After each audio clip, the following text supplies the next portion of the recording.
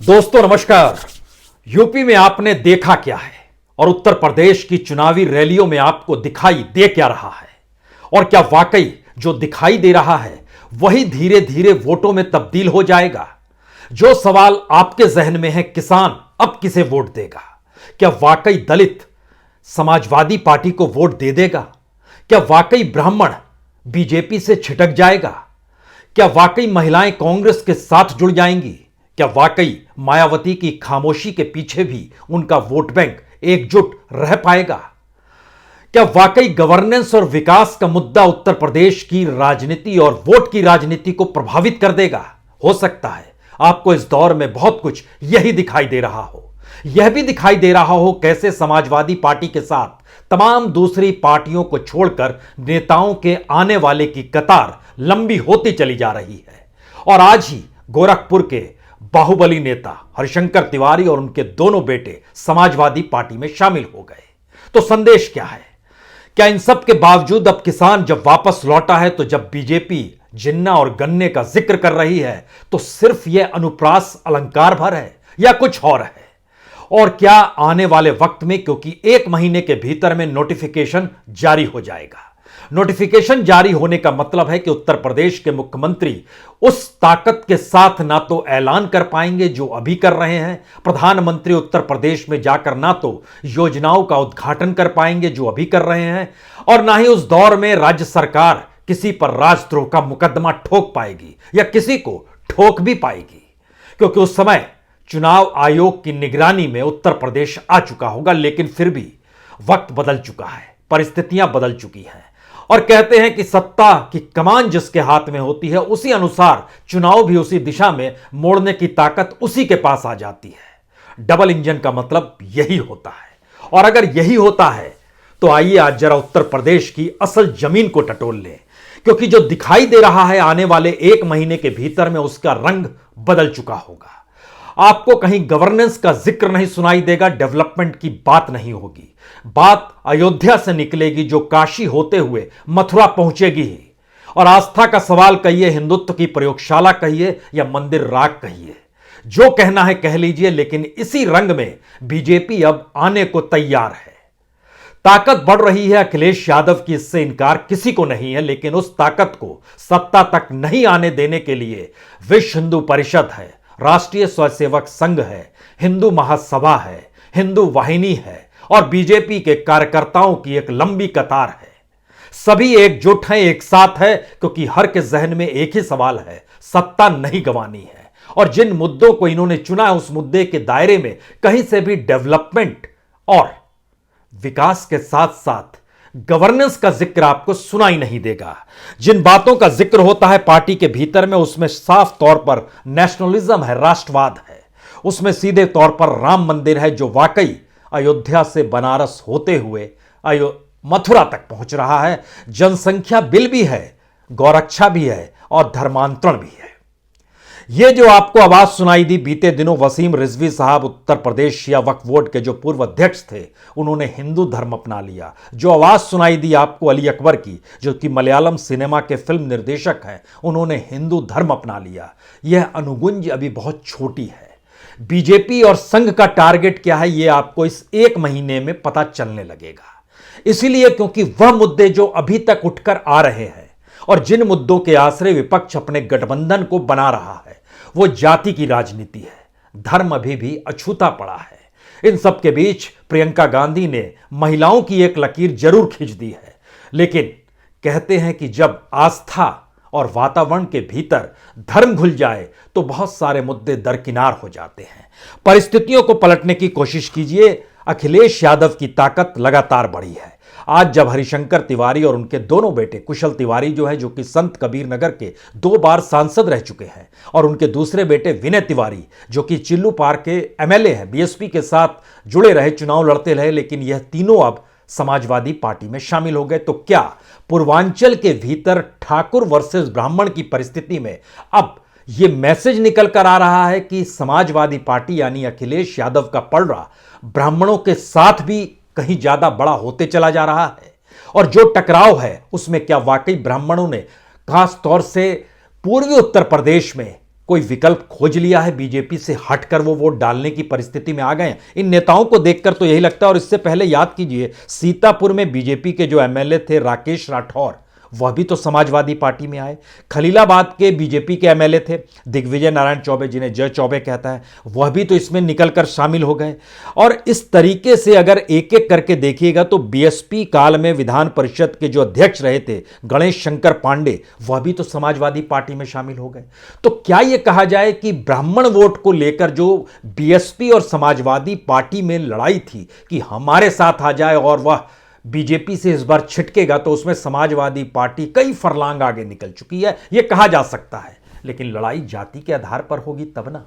ब्राह्मणों का समाजवादी पार्टी के साथ आना और समाजवादी पार्टी को लेके ऊंची जातियों में उसकी दबंगई को लेकर जो सवाल है, उन सवालों के जवाब पर चिंतन मनन की परिस्थिति में चुनाव आएगा तब ना यह सवाल उठेगा। सवाल तो कहीं और जा रहा है, क्योंकि संघ अपने तौर पर उत्तर प्रदेश को छोड़ने के लिए किसी भी हालत में तैयार नहीं है। उसे इस रूप में उत्तर प्रदेश को रखना है जहां एक वक्त, याद कीजिए, गुजरात में 2007 का चुनाव, जब सोनिया गांधी ने मौत का सौदागर शब्द कहा था, उस समय वहां के मुख्यमंत्री नरेंद्र मोदी थे। और वह पूरा चुनाव उस मौत के सौदागर के इर्द गिर्द हिंदुत्व की प्रयोगशाला के पूरे खांचे में लपेट दिया गया। तो क्या उत्तर प्रदेश में बीजेपी के नेता इंतजार कर रहे हैं कि विपक्ष कोई गलती करेगा? और शायद इसीलिए जिन मुद्दों को उछाला जा रहा है, जैसे ही मथुरा का जिक्र हुआ, उस मथुरा के जिक्र और बनारस का जिक्र इसलिए बड़ा महत्वपूर्ण हो चला है क्योंकि 2 दिन बाद ही, यानी 13 तारीख को ही प्रधानमंत्री वहां जा रहे हैं। और जो कॉरिडोर बनाया गया है उसमें तकरीबन 700 करोड़ का यह कॉरिडोर अब बनकर तैयार खड़ा है। और यह विश्वनाथ कॉरिडोर कहें या जो काशी विश्वनाथ धाम के तौर पर इसका जो लोकार्पण अपने तौर पर करने वाले हैं प्रधानमंत्री मोदी, वह भी एक अनूठी बात है। क्योंकि माना यही जाता है कि भगवान जो होते हैं उन्होंने ही पृथ्वी को बनाया है। हिंदू धर्म में भी माना जाता है कि वृक्ष हो, मानव हो, मनुष्य हो, सब कुछ, चाहे पंचमहाभूत हो, सब कुछ, पेड़ पौधे, सब कुछ तो भगवान ने ही बनाया है। तो ऐसे में भगवान के मंदिर का लोकार्पण करने के लिए प्रधानमंत्री जा रहे हैं, तो एक आस्था का एक ऐसा वातावरण उत्तर प्रदेश में क्रिएट किया जाए। यानी 13 तारीख को 1:37 से 1:57 के बीच में जो पूजा होगी, यह होगी तो 20 मिनट की पूजा, और इस कॉरिडोर को जनता के लिए खोल दिया जाएगा। लेकिन जो गंगा जल है उससे पूरे उत्तर प्रदेश को कैसे जोड़ा जाए, यह ठीक वैसे ही है जैसे अयोध्या नगरी में जब दीप जलाए गए तो आरएसएस और बीजेपी ने अपने तौर पर मीटिंग करके कहा कि तमाम गांवों से 5-5 दिए लाए जाए और लाखों दिए अयोध्या में जलाए जाएं, सबको कहीं अपने साथ जुड़ा हुआ महसूस किया जाए। तो क्या उत्तर प्रदेश की राजनीति करवट लेगी? और नए तरीके से जब प्रचार शुरू होंगे तो इन सब की अनुगुंज होगी। क्योंकि यह सवाल इसलिए महत्वपूर्ण है, अयोध्या में राम मंदिर बनने के बाद बार बार कहा जा रहा था अब तो डेवलपमेंट का सवाल होगा, अब तो मंदिर और आस्था खो जाएंगे। और उसके बाद काशी का सवाल आया, काशी में भी बनकर तैयार है, काशी विश्वनाथ धाम का जो कॉरिडोर है वो बनकर तैयार है। इन सब के बीच जैसे ही जिन्ना का नाम लिया गया समाजवादी पार्टी के नेता अखिलेश यादव के जरिए, नड्डा वहां पहुंचे, बीजेपी के अध्यक्ष, उन्होंने गन्ने का जिक्र करना शुरू कर दिया, यानी किसानों को कैसे साथ लेकर आए। स्ट्रेटेजिकली चीजों को समझिए, जहां धर्म का जिक्र विपक्ष करेगा वहां पर डेवलपमेंट का जिक्र बीजेपी करेगी, जहां बीजेपी अपने तौर पर धर्म का मुद्दा उठाएगी वहां पर जातीय समीकरण और मंडल की राजनीति कैसे पूरे तरीके से छितरा जाए। और यह छितराव जो है वह सिर्फ दूसरी जातियों में ना हो बल्कि यादवों के बीच भी हो जाए। इस तरह की परिस्थिति में वह मथुरा के कृष्ण मंदिर को जोड़ना चाहती है, यानी कृष्ण को लेकर यादवों वोट में सेंध लगाने की कोशिश भी होगी। यानी अखिलेश यादव जो राजभर को जोड़ रहे हैं या फिर आरएलडी के साथ यहां जाट को साथ में जोड़ा, और यह मानकर चले कि दलित भी उनके साथ अब समाजवादी पार्टी के साथ जुड़ेंगे, मुस्लिम और जाट और दलितों का कॉम्बिनेशन पश्चिमांचल में एक साथ हो जाएगा, उसमें सेंध बीजेपी लगाएगी और वह यूटर्न तो नहीं कहे लेकिन ट्रैक बदल लेगी पूरी राजनीतिक प्रचार की। और इसको लेकर टारगेटेड तौर पर चीजें चल रही है। यह सवाल इसलिए बड़ा महत्वपूर्ण है क्योंकि जैसे ही हमने जिक्र किया कि खासतौर से पूर्वांचल में जब वहां पर हरिशंकर तिवारी शामिल हुए तो आपके जहन में एक दौर में आएगा ठाकुर वर्सेस ब्राह्मण, वीरेंद्र प्रताप शाही वर्सेस हरिशंकर तिवारी, पंडित वर्सेस ठाकुर, ये सारी गूंजा करती थी। और आज भी जब ये शामिल हो रहे थे तो कुछ सवाल निकल कर आए कि ब्राह्मणों का एक्सप्लॉयटेशन हो रहा है। बीजेपी काल में भी कई नाम लिए गए, उसमें खुशी दुबे, अंकुर दुबे, विवेक तिवारी, राजीव मिश्रा, ये सारे नाम निकल कर आए। सवाल सिर्फ इतना है कि इस चुनाव में हो क्या रहा है। मायावती अपने वोट बैंक को बचाने की दिशा में संघर्ष कर रही है। प्रियंका गांधी वोट बैंक में, कांग्रेस के वोट बैंक में विस्तार करना चाहती हैं, जिससे 2024 का रास्ता जब राष्ट्रीय फलक पर लड़ा जाए तो उत्तर प्रदेश कांग्रेस के साथ खड़े होने को तैयार हो जाए।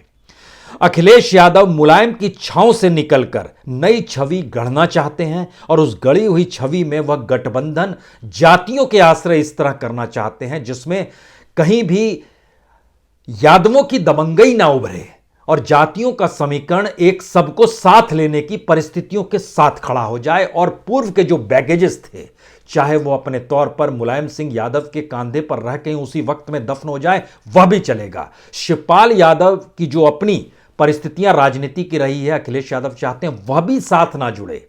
यानी एक सरल तरीके से समाजवादी पार्टी अखिलेश यादव की अगुवाई में जनता के सामने रखी जाए और सादगी के साथ डेवलपमेंट और गवर्नेंस का सवाल हो।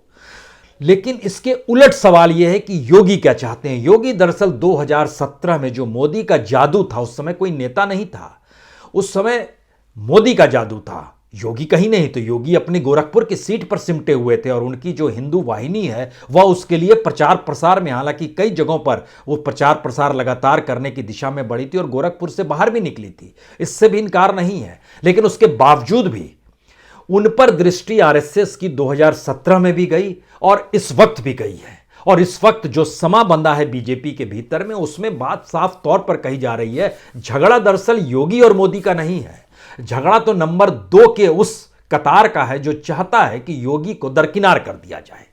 तो योगी को नंबर 2 पे मानिए और योगी और मोदी की मीटिंग की गई और मीटिंग के बाद जो बातें इस दौरान बीते दिनों जो निकल के आया, उसमें कहा गया कि हम ही आपके लेफ्टिनेंट रहेंगे।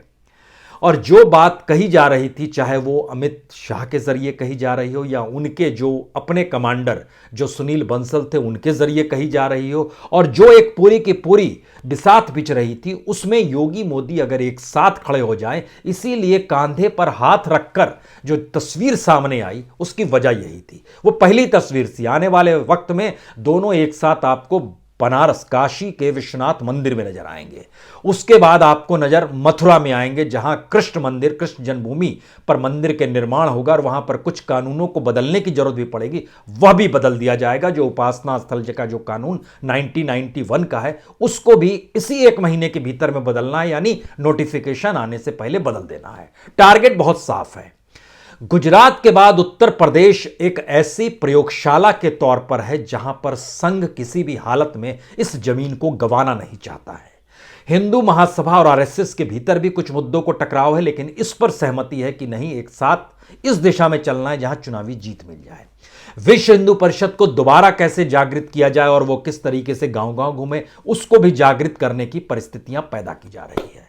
आरएसएस के दिशा निर्देश में जो बीजेपी के भीतर टकराव है, जो तमाम अलग अलग तरीके से नजर आता है, जो इनके नेता बैठते हैं तो उसमें इस बात का जिक्र होता है कि आप उस दिशा में जा रहे हैं, आप दिल्ली के निर्देश पर चल रहे हैं, हमको लखनऊ के निर्देश पर चलना है। उसमें बहुत साफ तौर पर कहा गया है कि सबको टारगेट दे दीजिए, और टारगेट की दिशा में चाहे वो बीएल संतोष हो जो राष्ट्रीय संगठन महामंत्री हैं, वह भी तय करें, जो वहाँ के राधा मोहन सांग प्रभारी हैं वह भी संवाद के जरिए आपस में तालमेल बैठाएं, जो चुनाव प्रभारी के तौर पर वहाँ पर धर्मेंद्र प्रधान है वह इस बात को देखें कि किसी भी तरीके से किसी को आर्थिक तौर पर कोई मुश्किल ना आए सामने, और जो प्रदेश अध्यक्ष है स्वतंत्र देव वह नुमाइंदगी करें योगी जी की और उनके जरिए एक तालमेल बैठाते हुए चीज़ों को क्या चाहते हैं योगी आदित्यनाथ उसको आगे बढ़ाएं। वह टिकटों का मामला होगा, वह मुद्दों का मामला होगा। और सुनील बंसल जो संगठन महामंत्री हैं उत्तर प्रदेश के, उनके तालमेल की परिस्थितियों में तीनों चारों चीज़ें एक साथ गएंगी। ये इसलिए बड़ा महत्वपूर्ण समझना चाहिए। सुनील बंसल को एक लिहाज से कमान बूथ मैनेजमेंट की 2014 में अमित शाह ने दी थी, जब अमित शाह के पास ये चीजें निकल कर आई थी कि उन्हें उत्तर प्रदेश को संभालना है। दरअसल वो जमीन तैयार सुनील बंसल ने ही की थी। तो सुनील बंसल की भूमिका इसीलिए योगी आदित्यनाथ की सत्ता बनने के बाद बड़ी महत्वपूर्ण हो गई, और कहा जाता है कि जो भी फैसले लिए जाते थे वो एक दूसरा पावर सेंटर थे। अब लेकिन चुनाव सामने है तो यहां पावर सेंटर का नहीं, यहां टारगेट लेकर चलने की बात है, क्योंकि उत्तर प्रदेश गंवा दिए तो फिर हम आपको भी गंवा देंगे, ये मैसेज है इंटरनली। यानी उसके बाद फिर अपना रास्ता देखिए, आपको स्पेस नहीं दिया जाएगा। इसीलिए जो बांधी गई है चीजें वह पंचायत स्तर पर, जिले स्तर पर, राज्य स्तर पर और इसको अलग अलग प्रांत के स्तर पर बांटी गई है। हम इस बात का जिक्र इसलिए कर, जैसे मान लीजिए गोरखपुर के हिस्से में जो दिया गया उसमें 10 जिले आते हैं, उसकी जो 65 सीट है उस पर किस तरीके से आरएसएस के स्वयंसेवक भी काम करेंगे और हिंदू वाहिनी के लोग भी काम करेंगे, दोनों मिलजुल कर कैसे काम करेंगे। जो कानपुर और बुंदेलखंड का इलाका है जिसमें तकरीबन 14 जिले आते हैं और तकरीबन 75 सीटें हैं, उन सीटों की बागडोर जिनको दी जाएगी वह किस रूप में रखेंगे। लेकिन इसके बीच की थ्रेड बहुत साफ है। थ्रेड यह है कि गवर्नेंस का मॉडल और डेवलपमेंट का जिक्र तभी करें जब सामने वाला कुछ जिन्ना का जिक्र करने लगे या कुछ ऐसे आरोप प्रत्यारोप लगाने लगे जहां पर बीजेपी को लगे कि वह कहीं बाहर जा रही है, वहां पर आपको गवर्नेंस रखना है। लेकिन जब थ्रेड जब पकड़ेंगे तो तब आप उसमें आस्था का सवाल होगा, हिंदुत्व का सवाल होगा, राष्ट्रवाद का सवाल होगा, गौरक्षा का सवाल होगा।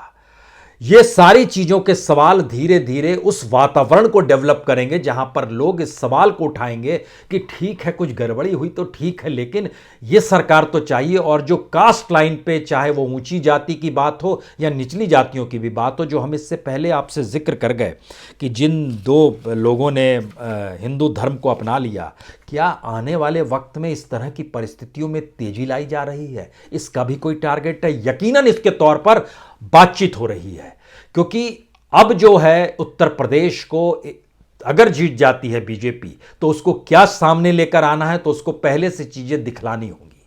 वो दिखलाने की परिस्थिति है कि क्या वो उसको हम लोग हेट थ्योरी कहें, क्या उसको हम लोग टेंशन की थ्योरी कहें, तनाव हो जाएगा समाज में, या एक तरीके से आमने सामने खड़े हुए तबके नजर आने लगेंगे? क्या वाकई हिंदू मुस्लिम की परिस्थितियां निकल कर आ जाएंगी? क्या जातीय समीकरण इस दायरे में खो जाएंगे? क्या वाकई मथुरा का सवाल तक आते आते जो बवंडर उठेगा उसमें कुछ करने की जरूरत होती नहीं है, सिर्फ समाज के भीतर में एक तनाव पैदा करने की परिस्थितियां पैदा की जाती है, जिससे लोग कुछ साइलेंट हो जाते हैं, कुछ बहुत ज्यादा उग्र हो जाते हैं। यही 2 परिस्थितियां काफी होती है चुनाव के वक्त में, और सबको पता है कि पहले या दूसरे हफ्ते में जनवरी के नोटिफिकेशन आने वाला है। अब यहां से जो आखिरी सवाल सबसे बड़ा शुरू होता है, इसमें जो गोरखपुर, देवरिया, पंडरौना, रामपुर, बस्ती, आगरा, मेरठ, इन जगहों पर जो हिंदू वाहिनी है, जो खास तौर से 2002 में योगी आदित्यनाथ ने वहां पर क्रिएट की थी, उसको वह इन जगहों पर उनकी भागीदारी बहुत शानदार तरीके से होनी चाहिए। यह हिंदू युवा वाहिनी के तौर पर इनको जानकारी भी दी गई है। जो सुनील बंसल अपने तौर पर बूथ मैनेजमेंट करते थे, अब वह एक बड़ी भूमिका में है। लेकिन इन सब के साथ साथ दलित और ओबीसी और महिलाओं को भी पार्टी की गतिविधियों से कैसे जोड़ा जाए, यह बीजेपी एक ट्रेनिंग है। लेकिन उसमें थ्रेड गवर्नेंस का नहीं है, उसमें थ्रेड डेवलपमेंट का नहीं है, उसमें थ्रेड आस्था का है, धर्म का है, हिंदुत्व का है, उस प्रयोगशाला का है जिस प्रयोगशाला में लोगों के मानसिक तौर पर चीजों को प्रभावित किया जा सके। और इसके लिए गांव-गांव में कैसे सब निकलेंगे, इसकी पूरी कार्य योजना है। और तकरीबन आप कल्पना नहीं कर सकते हैं कि कितनी बड़ी तादाद में, अगर हम लोग ये सोचते हैं कि स्वयंसेवकों की संख्या गिन लें, हिंदू युवा वाहिनी की संख्या गिन लें, विश्व हिंदू परिषद के कार्यकर्ताओं की संख्या गिन लें, बीजेपी कार्यकर्ताओं की संख्या गिन लें, इन सारी संख्याओं को गिनने के बाद भी जो जानकारी है वो तकरीबन 2.5 लाख लोग गांव-गांव में इस रूप में छितरे हुए नजर आएंगे, जो एक लिहाज से लीडरशिप को संभाले हुए हैं। वह कार्यकर्ता के तौर पर है और उनके मातहत जो काम करने वाले हैं, ये 2.5 लाख की संख्या धीरे धीरे 12-15 लाख तक कैसे पहुंचेगी, ये इन्हें पहुंचाना है। और इस टारगेट को लेते लेते 25 लाख तक चुनाव तक पहुंच जाना है। ये परिस्थितियां हैं। यानी 3 सवाल जो नजर आ रहा है कि बड़ी बड़े सड़कें बन रही हैं, जो नजर आ रहा है कि हमने इस दौर में माफिया राज खत्म कर दिया, जो भी बात कही गई उसके काउंटर तर्क इतने मजबूत हैं क्योंकि आपने अपराध खत्म सेलेक्टिव वे में किया, आपने डेवलपमेंट की जमीन की नींव नहीं डाली, बल्कि होती हुई डेवलपमेंट पर अपना रोड लोरट करके आपने फीता काटा। यह भी फैक्ट है। सवाल यह है कि जब योगी आदित्यनाथ अपने तौर पर उत्तर प्रदेश जब चला रहे थे तो ना तो मंत्री उनके अपने थे ना संगठन उनका अपना था। योगी आदित्यनाथ की गवर्नेंस की दो ही हिस्से थे, नौकरशाही को निर्देश दो और पुलिस के हाथ में लगाम थमा दो। यही दोनों गवर्नेंस को, तौर तरीकों को डेवलप करेंगे, लेकिन उसके पीछे राजनीतिक सरोकार नहीं थे, क्योंकि योगी आदित्यनाथ के साथ ना तो केशव प्रसाद मौर्य की टीम थी, ना ही दिनेश सिंह की टीम थी और ना ही बाकियों की टीम थी। सब माने जाते थे कि दिल्ली से जुड़े हुए हैं और दिल्ली और योगी आदित्यनाथ के बीच की रस्साकसी जो थी 4 साल तक लगातार चलती रही। सवाल सबसे बड़ा यही है कि इस दौर में विपक्ष जब उभर रहा है तो क्या हम जनता का जिक्र अब करें या नहीं करें, उसकी भूमिका क्या होगी, यह सवाल इसलिए सबसे महत्वपूर्ण है। क्या वाकई जिस रंग में उत्तर प्रदेश के भीतर में बीजेपी, आरएसएस और वाहिनी और तमाम जो उसके संगठन हैं वो रंगना चाहते हैं, क्या जनता इसके लिए तैयार है? उत्तर प्रदेश का वोटर इसके लिए तैयार है? किसी का भी अगला सवाल होता है तो क्या ब्राह्मण इसलिए तैयार है पूर्वांचल का या पूर्वी, क्योंकि वहां पर हरिशंकर तिवारी शामिल हो गए, उनके दोनों बेटे शामिल हो गए, कुछ और नेता ब्राह्मण शामिल हो गए, क्या हम उनके पीछे चल पड़े? यह भी एक सवाल है। यह भी सवाल है क्या वाकई निषाद, वाकई सब एक साथ एकजुट होकर राजभर के पीछे आकर खड़ा हो गया है क्या? यह भी सवाल है कि क्या वाकई आरएलडी जिस रूप में गठबंधन कर रही है तो समूचा जाट समाज क्या एक साथ आ गया और उसके साथ साथ मुसलमान और दलित भी पश्चिमांचल के पूरे साथ आकर खड़े हो गए हैं क्या?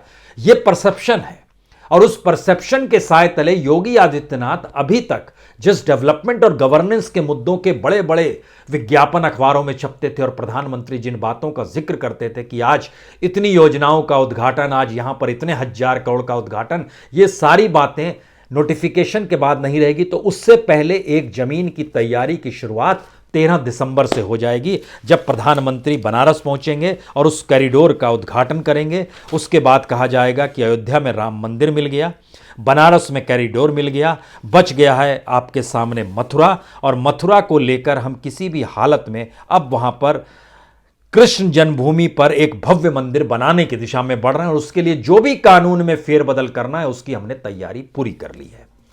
यह है उत्तर प्रदेश की असल परिस्थितियां जो आंतरिक तौर पर बहुत तेजी से आगे बढ़ रही है, क्योंकि इस देश के भीतर में बीजेपी और संघ आपके जहन में जैसे ही नजर आएगा आपको तुरंत याद आएगा आडवाणी की रथ यात्रा। उस रथ यात्रा जब निकलती है 90 से लेकर, ध्यान दीजिए तो गुजरात के प्रयोगशाला के तौर पर खड़े होने में तकरीबन 12-13 साल लग जाते हैं। फिर उत्तर प्रदेश की प्रयोगशाला जब निकलती है और खड़ी होती है तो 2012 तक वो प्रयोगशाला काम करती है, उसके बाद दिल्ली आ जाते हैं और 2012 के बाद उधर भी 12 साल 13 साल, इधर भी 12-13 साल, उसके बाद अब उत्तर प्रदेश का मॉडल की शुरुआत हो रही है। क्योंकि उत्तर प्रदेश के मॉडल की 2017 में शुरुआत नहीं हुई थी, वह शुरुआत 2017 की शुरुआत नरेंद्र मोदी के गवर्नेंस से जुड़ी हुई थी, विकास और डेवलपमेंट से जुड़ी हुई थी, क्योंकि उस समय तक वह अयोध्या नहीं गए थे, उस समय तक उन्होंने मंदिर का जिक्र नहीं किया था, उस समय तक वह हिंदूवादी बातों का जिक्र नहीं करते थे, वो डेवलपमेंट, सबका साथ सबका विकास का जिक्र होता था और विकास की अनूठी चकाचौंध का रास्ता उन्होंने बाखूबी दिखाया था। और 2017 में 3.5 करोड़ वोट बीजेपी को मिल गए, जो उससे पहले के चुनाव में उसके 1/3 मिले थे, यानी इस तेज रफ्तार से बढ़ी। लेकिन अब 2022 ठीक वैसे ही है जैसे 2007 गुजरात में था, जहां पर हिंदुत्व का एक नया प्रयोग किया गया था। उस प्रयोगशाला और इस प्रयोगशाला का एक बेसिक अंतर यह है कि गुजरात की प्रयोगशाला में बीजेपी अपने तौर पर अस्थायित्व तो ला पाई, सत्ता भी उसकी अपनी हो गई, लेकिन वो मैसेज देश भर के लिए नहीं था। उत्तर प्रदेश का मैसेज देश भर के लिए होगा। इसीलिए इस चुनाव के रंग बदल रहे हैं, करवट बदल रहा है चुनाव, और दोबारा वही गूंज, वही बातें और वही सारी परिस्थितियों से दो चार आपको उत्तर प्रदेश में होना ही पड़ेगा। और कृष्ण जन्मभूमि पर भव्य मंदिर को लेकर टारगेट जब यादव वोटरों को बनाया जाएगा, तब वाकई अखिलेश यादव की असल परीक्षा शुरू होगी कि वह जिस गठबंधन की राजनीति के तहत मौजूदा वक्त में अपने पलड़े को भारी कर चुके हैं और चुनौती देने की परिस्थितियों में आकर खड़े हो गए हैं, उसके बाद वो क्या करेंगे? उनके पास कोई काट है इसकी या नहीं है? यह सवाल सबसे बड़ा है, अन्यथा वो भटकेंगे तो जिन्ना का जिक्र करेंगे। बहुत बहुत शुक्रिया, बहुत बहुत शुक्रिया, बहुत बहुत शुक्रिया।